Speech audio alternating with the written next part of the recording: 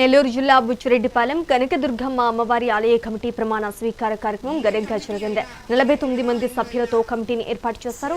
ఈ కార్యక్రమానికి కోవూరు ఎమ్మెల్యే వేమిరెడ్డి ప్రశాంత్ రెడ్డి, బీద రవిచంద్రతో కలిసి హాజరయ్యారు. నూతనంగా బాధ్యతలు స్వీకరించిన సభ్యులందరికీ ఎమ్మెల్యే శుభాకాంక్షలు తెలిపారు.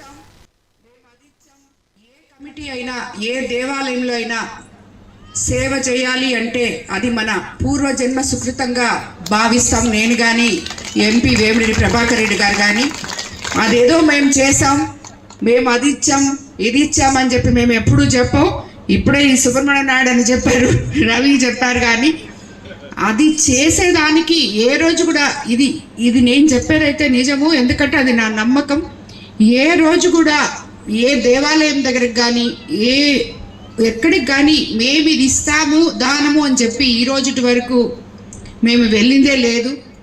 ఎవరు వచ్చి ఈ దేవుడికి మీరు ఇది చేయండి అంటే చేయడమే కానీ మేము చేస్తాము అని చెప్పి ఇప్పటి వరకు చెప్పలేదు. ఎందుకంటే అలా వాళ్ళు వచ్చి అడిగినప్పుడు ఇది ఆ భగవంతుడు మనకి ఒక సందేశం పంపించాడు, మనం ఇది చెయ్యాలి అని చెప్పి నిబద్ధతతో చేసి అక్కడ వరకు ఆ స్వామికి దండం పెట్టుకొని మాకు ఇది మా పూర్వజన్మ సుకృతము అని అనుకుంటాం. ఏ కమిటీ అయినా